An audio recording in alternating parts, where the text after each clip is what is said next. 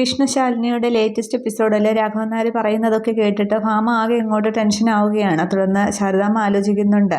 പൂവൊക്കെ വൃത്തിയാക്കുമ്പോൾ കൈ മുറിഞ്ഞതൊക്കെ ഓർത്ത് വിഷമിക്കുകയാണ്. പക്ഷേ ഭാമയുടെ വിഷമം കണ്ടിട്ട് കുഴപ്പമൊന്നും ഉണ്ടാവില്ല. ചിലപ്പോൾ ഫോൺ സ്വിച്ച് ഓഫ് ആയതോ വണ്ടി അവിടെ ഇട്ടിട്ട് കമലിനോടൊപ്പം എന്തെങ്കിലും വാങ്ങാൻ പോയതൊക്കെ ആയിരിക്കും എന്ന് പറയുന്നുണ്ട്. എങ്കിൽ കമലിനെ വിളിക്കാമെന്ന് പറഞ്ഞുകൊണ്ട് സത്യഭാമ കമലിനെ വിളിക്കുന്നുണ്ട്. പക്ഷേ റിങ് ചെയ്യുന്നുണ്ട്. കമലിനാണെങ്കിൽ എടുക്കുന്നുമില്ല. വീണ്ടും വീണ്ടും ഭാമ അങ്ങോട്ട് വിഷ്ണുവിനെ വിളിക്കുന്നുണ്ട്. സ്വിച്ച് ഓഫ് കാരണം സത്യഭാമ ആകെ അങ്ങ് വെപ്രാളപ്പെടുകയാണ്. രാഘവൻ നായരും ഒക്കെ അങ്ങ് വിഷമിച്ചിരിക്കുന്നുണ്ട്. ഇതേസമയം അവിടെ രോഹിത്തൊക്കെ ശാലിനിയെ വെയിറ്റ് ചെയ്ത് നിൽക്കുകയാണ്. ചേച്ചിയമ്മയെ കാണുന്നില്ലല്ലോ എന്നിങ്ങനെ പപ്പി പറയുമ്പോൾ ഇപ്പോൾ വരുമെന്ന് പറയുന്നുണ്ട്. അതേസമയം ശാലിനിയുടെ കാറ് വരുമ്പോൾ അമ്മയുടെ കാറ് വരുന്നുണ്ട് സത്യം പറയുകയാണ്. തുടർന്ന് വണ്ടിയിൽ നിന്ന് അനുവല്ലവിയും രാമേട്ടനും ശാലിനിയും ഒക്കെ ഇറങ്ങുന്നുണ്ട്. അന്നേരം എന്ത് പറ്റി രോഹിത്തെയും ചോദിക്കുമ്പോൾ അറിയില്ല, നമ്മളിങ്ങനെ പോകുമ്പോൾ സത്യമാണ് പറഞ്ഞത് അച്ഛൻ്റെ കാർ എടുക്കും നോക്കിയിട്ട് ഇവിടെയെങ്കിലും ഇല്ല ബ്രോ, ഇവിടെയെങ്കിലും ഇല്ല എന്ന് പറയുന്നുണ്ട്. തുടർന്ന് ശാലിനിയാണെങ്കിൽ ഡ്രൈവർ സീറ്റ് ആദ്യം തുറക്കുന്നുണ്ട്. അന്നേരം കീ ഇതിനകത്തുണ്ടല്ലോ, പിന്നെ ഇതെവിടെ പോയി എന്ന് ആലോചിച്ചിട്ട് ആ ബാഗ് അതിൻ്റെ ആ കവറൊക്കെ ഇങ്ങനെ പൊക്കി നോക്കുന്നുണ്ട്. വണ്ടി ഇങ്ങനെ ഇട്ടിട്ട് വിഷ്ണുട്ടൻ എങ്ങും പോകാനായിട്ട് സാധ്യതയില്ല, ഇതെന്തോ സംഭവിച്ചതാണ് എന്ന് പറഞ്ഞ് ശാലിനി ആകെ അങ്ങ് ടെൻഷൻ ആവുകയാണ്. അതിനുശേഷം ശാലിനി റസാക്കിന് ഫോൺ ചെയ്യുന്നുണ്ട്. എനിക്ക് അത്യാവശ്യമായിട്ട് റസാക്കിനെ ഒന്ന് കാണണം എന്ന് പറഞ്ഞ് ഫോൺ കട്ട് ചെയ്യുകയാണ്. അതിനുശേഷം ശാലിനി ആലോചിക്കുന്നത് ശിവൻ പറഞ്ഞ ആ വാചകങ്ങൾ തന്നെയാണ്. ഉറ്റവരുടെ ജീവൻ എടുക്കുമ്പോൾ മാത്രമേ നിങ്ങൾക്ക് ഭയം തോന്നുകയുള്ളൂ എന്നൊക്കെ പറഞ്ഞത് ആലോചിക്കുമ്പോൾ ശാലിനി ആകപ്പാടെ അങ്ങ് ദേഷ്യം വന്ന് നിൽക്കുകയാണ്. ഇതേസമയം അവരുടെ ഡേസി ആണെങ്കിൽ ശിവൻ താലി കെട്ടിയ കാര്യങ്ങളൊക്കെ ഓർത്തിങ്ങനെ റൂമിൽ അങ്ങോട്ടും ഇങ്ങോട്ടൊക്കെ നടക്കുകയാണ്. ഈ സമയത്ത് അവരുടെ വീട്ടിലെ സെർവൻ്റ് ആണെങ്കിൽ ഡേസിക്ക് ഭക്ഷണമായിട്ട് ഹാളിലൂടെ ഇങ്ങനെ പോകുമ്പോൾ യോഹന്നാൻ കാണുന്നുണ്ട്. അന്നേരം ആർക്കാണെന്ന് ചോദിക്കുമ്പോൾ ഇൽസ കൊച്ചമ്മ പറഞ്ഞിട്ട് ഡേസി കുഞ്ഞിനെ എന്ന് പറയുമ്പോൾ നിന്നോട് അവൾക്ക് ഇവിടെ പച്ചവെള്ളം കൊടുക്കരുതെന്നല്ലേ പറഞ്ഞത്, കൊടുത്താലും നിനക്കും കിട്ടും അവൾക്കും കിട്ടും, വേണ്ടി ഇങ്ങനെ ഇത് ആവർത്തിക്കരുത്, കൊണ്ടുപോ എന്നിങ്ങനെ പറയുകയാണ്. അന്നേരം സെർവൻ്റ് ഇങ്ങനെ ഭക്ഷണമായിട്ട് തിരിയുമ്പോൾ ആന്റണിയും കൂടെ ഉണ്ട്. ഡേവിസ് വരുന്നുണ്ട്. അരുത് എന്ന് പറഞ്ഞുകൊണ്ട് പാത്രം ഒന്ന് മേടിക്കുകയാണ്. ചോറൊക്കെ അടങ്ങി പാത്രം മേടിക്കുന്നുണ്ട്. ഇത് കർത്താവ് തരുന്നതാണ്, ഭക്ഷണത്തെ നിഷേധിക്കാനായിട്ട് പാടില്ല എന്ന് പറയുന്നുണ്ട്. അപ്പോൾ പിന്നെ ആന്റണി ചോദിക്കുന്നുണ്ട്, പിന്നെ അച്ഛനെ അമ്മയും ധിക്കരിക്കുന്ന അവൾക്ക് വേണ്ടി ഭക്ഷണം കൊടുക്കണോ, അവളുടെ ഇതിനനുസരിച്ച് നമ്മൾ വഴങ്ങണോ എന്നൊക്കെ പറഞ്ഞ് യോഹന്നാൻ ചൂടാവുകയാണ്. അന്നേരം ഞാൻ എൻ്റെതായ രീതിക്കൊരു ശ്രമം നടത്തി നോക്കി, പക്ഷേ അത് നടക്കാനായിട്ട് പോകുന്നില്ല. അതുകൊണ്ട് അവളെ കെട്ടാൻ പോകുന്നു എന്ന നിലയ്ക്ക് എനിക്കൊരു ശ്രമം കൂടി നടത്തേണ്ടതുണ്ട് എന്ന് പറയുന്നത് യാക്കോബിൻ്റെ ദൈവവചനങ്ങളൊക്കെ അവിടെ യോഹന്നാൻ കുറേ പറഞ്ഞിട്ട് അതേക്ക് ദേഷ്യപ്പെട്ട് കയറി പോവുകയാണ്. അവസാനം ആന്റണിയോട് പിന്നെ ഡേവിസ് പറയുന്നുണ്ട്, പിന്നെ സിനിമയിലാണെങ്കിൽ വില്ലനെ അടിച്ചിട്ടിട്ട് നായകൻ നായികയെ സ്വന്തമാക്കാം, പക്ഷേ ഇവിടെ വില്ലൻ നായകനാണ്. അതുകൊണ്ട് നായകനോ നായിക ആരെങ്കിലും ഒരാൾ മരിക്കും, അത് ഇന്ന് രാത്രി തന്നെ നടക്കും. അതാര് വേണമെന്ന്, ശിവൻ വേണമോ ഡെയ്സി വേണമോ എന്നുള്ളത് നിനക്ക് തന്നെ തീരുമാനിക്കാമെന്നിങ്ങനെ ആന്റണിയോട് പറയുന്നുണ്ട്. ഇതേസമയം ഡെയ്സി അവിടെ ആകെ വിഷമിച്ച് റൂമിൽ തന്നെ ഇരിപ്പാണ്. അതേസമയം രാത്രിയാണെങ്കിൽ അബൂബക്കർ വിഷ്ണുവിനെ കെട്ടിയിട്ടിരുന്ന ആ ഒരു സ്ഥലത്തേക്ക് എത്തുന്നുണ്ട്. അവിടെ വന്ന് നോക്കുമ്പോൾ അവിടെ ഡാനിയലും ഇല്ല, മറ്റേ ഡാനിയലിൻ്റെ കൂടെ ഉണ്ടായിരുന്ന ആളോ വിഷ്ണു ആരും ഇല്ല, അവരും കസേരയും അത് മാത്രമേ ഉള്ളൂ. തുടർന്ന് അവിടെ എവിടെയൊക്കെ നോക്കുന്നുണ്ട്. അന്നേരം ഡാനിയലെ എന്നൊക്കെ ചുറ്റുമൊക്കെ നോക്കി നടന്ന് വിളിച്ചിട്ട് ഇവനിത് എവിടെ പോയി എന്ന് പറഞ്ഞ് അബൂബക്കർ ഫോൺ ചെയ്യുന്നുണ്ട്. അന്നേരം ഡാനിയൽ ഫോൺ എടുക്കുന്നുണ്ട്, കൂടെ ആ കൂട്ടുകാരനും ഉണ്ട്. അന്നേരം പറയുന്നുണ്ട് നീ ഇതെവിടെ പോയി ചോദിക്കുകയാണ്. അന്നേരം വിഷ്ണുവിനെ അവിടെ കിഡ്നാപ്പ് ചെയ്ത് ജീവനോടെ അവിടെ എത്തിക്കുക, അത് മാത്രമായിരുന്നു എൻ്റെ ജോലി, അത് ഞാൻ ഭംഗിയായിട്ട് ചെയ്തിട്ടുമുണ്ട്, അത് കഴിഞ്ഞു എന്ന് പറയുകയാണ്. അന്നേരം അങ്ങനെ പറഞ്ഞാൽ എങ്ങനെയാണ്, വിഷ്ണുവിന് ഇവിടെയും കാണാനില്ല എന്ന് പറയുകയാണ്. അന്നേരം അതൊന്നും എനിക്കറിയേണ്ട ആവശ്യമില്ല, അത്യാവശ്യമായിട്ടൊരു ജോലി ചെയ്ത് തീർക്കേണ്ടത് കൊണ്ട് കോയമ്പത്തൂരേക്ക് പോകണം, അതുകൊണ്ട് ഞാൻ അവിടെ നിന്ന് ഇറങ്ങി എന്ന് പറയുകയാണ്. ഒരു ഡോസ് ക്ലോറോഫോം കൂടി കൊടുത്തിട്ട് അവിടെ മയക്കി കിടത്തിയിട്ടാണ് ഞാൻ വന്നതെന്ന് പറയുന്നുണ്ട്. അന്നേരം ഇവിടെ എങ്ങും ഇല്ല, കെട്ടഴിഞ്ഞ് കിടക്കുകയാണെന്നൊക്കെ പറയുമ്പോൾ സാർ അവിടെ എങ്ങാനും പോയി നോക്കതെന്ന് എൻ്റെ ഉത്തരവാദിത്തമല്ല, കൃത്യമായി ഞാൻ ജോലി ചെയ്തു എന്ന് പറയുമ്പോൾ ഇങ്ങനെയാണോ ഒരു ആത്മാർത്ഥത വേണ്ടേ, ചെയ്യേണ്ട ജോലി കൃത്യമായിട്ടും വെടിപ്പോടും ചെയ്യേണ്ടതെന്നൊക്കെ പറഞ്ഞിട്ട് അബൂബക്കർ ദേഷ്യപ്പെടുന്നുണ്ട്. അന്നേരം പിന്നെ നല്ല ഇത് ജോലിയല്ലേ ചെയ്യാൻ പോകുന്നത് എന്നും പറഞ്ഞ് പരോപകാരപ്പെട്ട ജോലിയിൽ നിന്നൊക്കെ പറഞ്ഞ് ഡാനിയൽ ആദ്യം കളിയാക്കുന്നുണ്ട്. എന്നിട്ടാണ് പറയുന്നത് സാർ അവിടെയും കാണും പോയി നോക്ക്, ഇനി എന്നെ വിളിക്കേണ്ട ആവശ്യമില്ല എന്ന് പറയുകയാണ്. അന്നേരം നീ എന്നെ പറ്റിച്ചിട്ട് എവിടെ പോയാലും അവിടെ വന്ന് ഞാൻ തീർക്കുമെന്ന് പറയുകയാണ്. അന്നേരം ഈ ഡാനിയലിന് ദേഷ്യം വരുന്നുണ്ട്. വെറുതെ കൊല്ലും എന്ന് പറയാതെ തനിക്ക് അതിനുള്ള ത്രാണിയൊന്നുമില്ല, അതിനുള്ള ചങ്കുറപ്പ് തനിക്കില്ല, അത് ഞങ്ങളെപ്പോലുള്ള ആണുങ്ങൾക്ക് മാത്രമേ പറഞ്ഞിട്ടുള്ളൂ. ഇനി ഇങ്ങോട്ട് വിളിക്കുകയേ വേണ്ട, വിളിക്കുകയാണെങ്കിൽ തന്നെ വിഷ്ണുവിനെ കൊന്നു എന്ന് പറയാൻ മാത്രം വിളിച്ചാൽ മതി, വിഷ്ണുവിനെ തീർത്തു എന്ന് പറയാൻ മാത്രം വിളിച്ചാൽ മതി എന്ന് പറഞ്ഞിട്ട് ഡാനിയൽ ഫോൺ വയ്ക്കുകയാണ്. അന്നേരം അബൂബക്കർ ദേഷ്യത്തിൽ നിൽക്കുന്നുണ്ട്.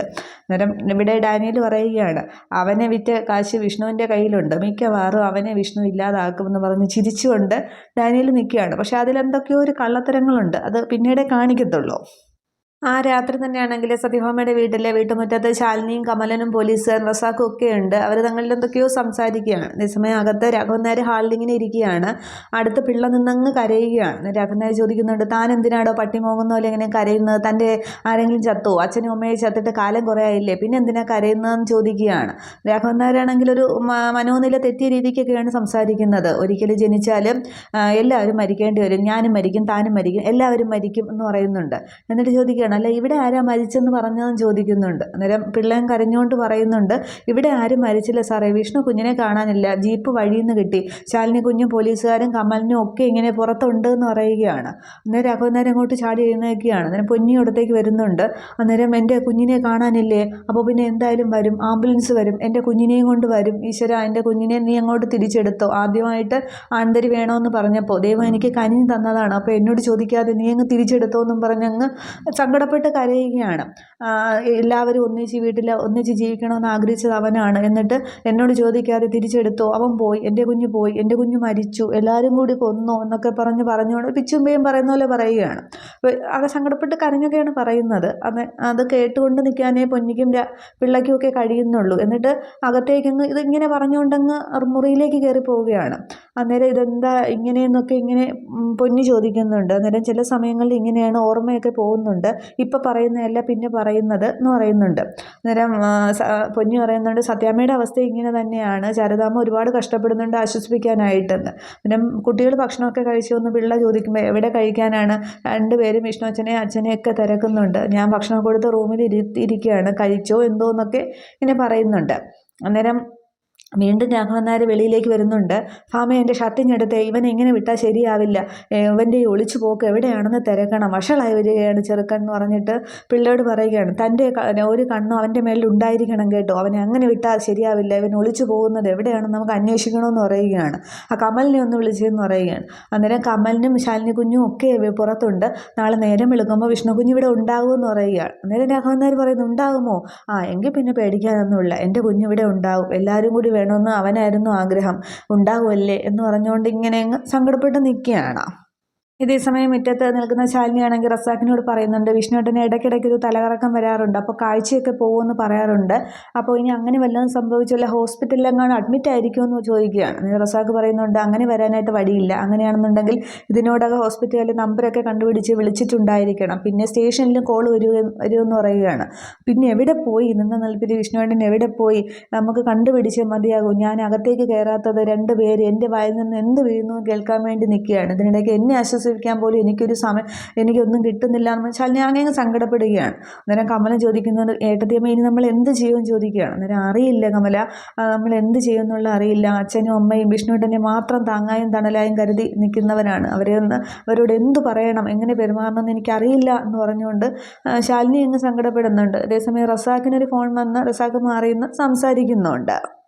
ഇതേസമയം അകത്ത് ഭാമയാണെങ്കിൽ വിഷ്ണുവിൻ്റെ മുറിയിൽ തന്നെ ഇങ്ങനെ ഇരിക്കുകയാണ്. ശാരദാമ്മയും പൊന്നിയും കൂടെ ഉണ്ട്. ഇന്നലെ വരെ കളിച്ച് ചിരിച്ച് നടന്ന എൻ്റെ കുഞ്ഞ് ഇന്നിവിടെ ഇല്ല, ആരോട് ചോദിച്ചിട്ട് ആർക്കും അറിയില്ല എന്നൊക്കെ ഇങ്ങനെ പറയുന്നുണ്ട്. അന്നേരം 4 ഭാഗത്തും അന്വേഷിക്കുകയല്ലേ, അവരെല്ലാവരും അന്വേഷിക്കുകയല്ലേ, കണ്ടെത്തുമെന്ന് പറയുകയാണ്. പിന്നെ കണ്ടെത്താതെ എവിടെ പോയി, അവനെന്താ മായയായി പോയോ, അവനെ മാത്രം എന്താ കിട്ടാത്തത് എന്നെങ്കിലും ചോദിക്കും. ശാലിനി എവിടെ, ശാലിനി അങ്ങോട്ട് വിളിക്കുക, അവളോട് ചോദിക്കട്ടെ എന്ന് പറയുകയാണ്. അന്നേരം പൊന്നി പറയുന്നുണ്ട്, ശാലിനി കുഞ്ഞോടെ പോലീസുകാരോട് സംസാരിച്ചുകൊണ്ടിരിക്കുകയാണ്, അന്നേരം അവളെ കൊണ്ട് എൻ്റെ കുഞ്ഞിനെ കണ്ടുപിടിക്കാനായിട്ട് പറ്റുന്നില്ല, ആരോട് സംസാരിച്ചാലും വേണ്ടില്ല, എനിക്ക് എൻ്റെ കുഞ്ഞിനെ ഇപ്പോൾ കാണണം, അവനില്ലാതെ എനിക്ക് ജീവിക്കാനായിട്ട് സാധിക്കില്ല, അവനില്ല എന്നുണ്ടെങ്കിൽ പിന്നെ ഞാൻ പിന്നെ ഇല്ല, ഞാനും ചാവും, ഈ വീട് ഞാൻ കത്തിക്കും, എല്ലാവരെയും ഞാൻ കൊല്ലും, ആരും ജീവിക്കണ്ട എന്നൊക്കെ പറഞ്ഞ് ഭാമ അങ്ങ് സങ്കടപ്പെട്ട് കരച്ചിലാണ്.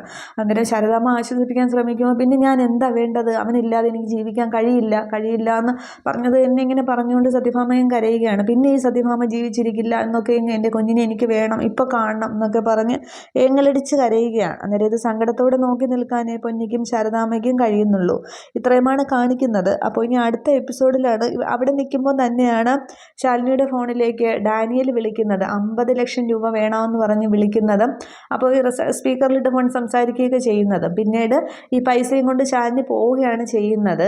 പക്ഷേ ആ പൈസ വെക്കാൻ പറഞ്ഞ ആ ഒരു സ്ഥലത്ത് തന്നെയാണ് ഈ രാത്രി ശിവനും ഡെയ്സിയും കൂടി വരുമ്പോൾ അവിടെ വെച്ച് ആൻ്റണിയും ഡേവിസും ഒക്കെ അവരെ ആക്രമിക്കുന്ന സീനുമൊക്കെ ആ ഒരു സ്ഥലം തന്നെയാണ് കാണിക്കുന്നത്. കാണിക്കുന്നത്.